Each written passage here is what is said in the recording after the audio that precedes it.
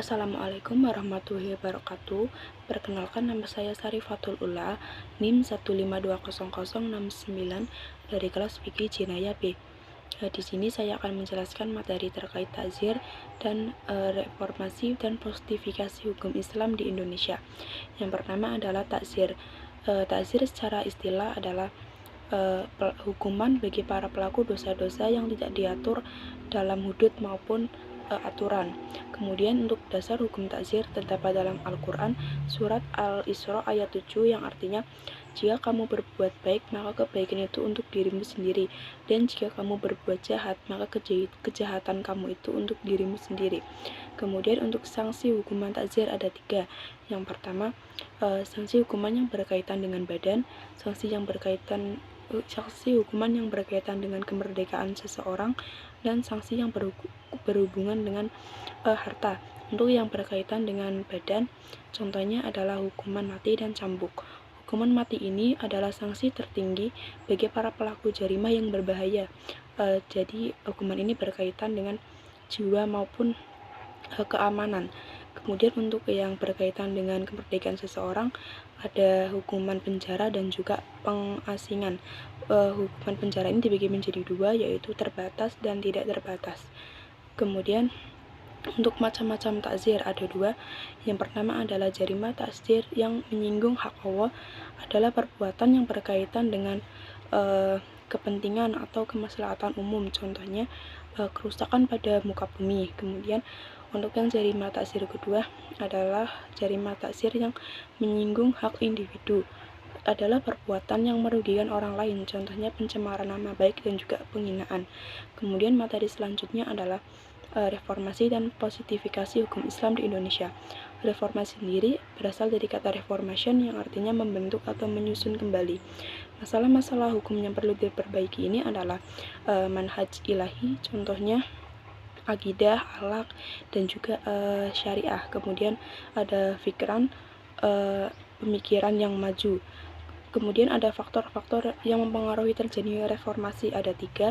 Yang pertama adalah adanya kekosongan hukum, di mana adanya kekosongan norma, di mana hukum-hukum fikih ini tidak mengaturnya, padahal masyarakat membutuhkan hukum.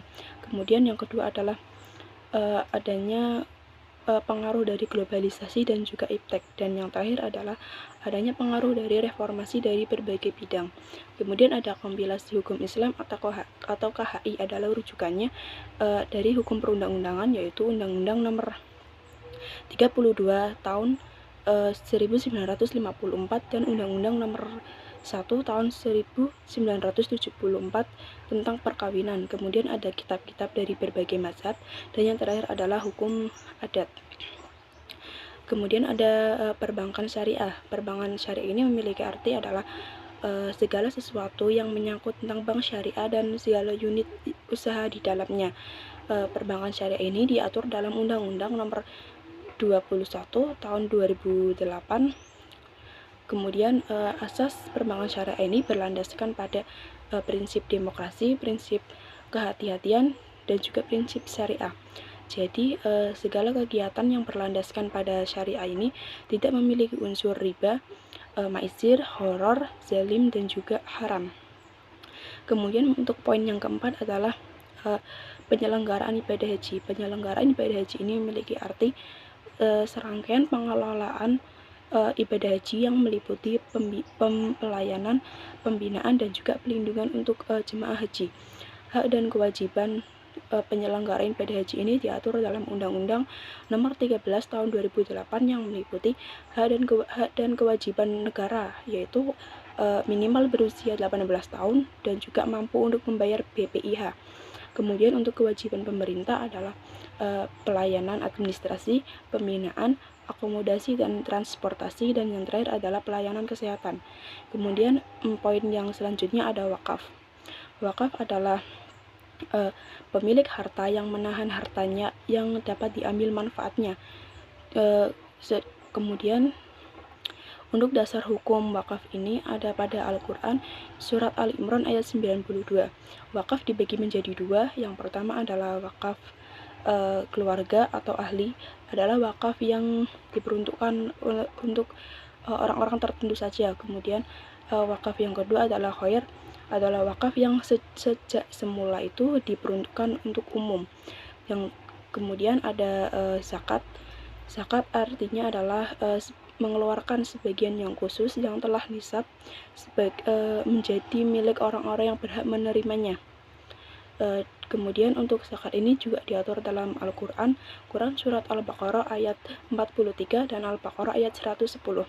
Kemudian dalam undang-undang diatur pada Undang-Undang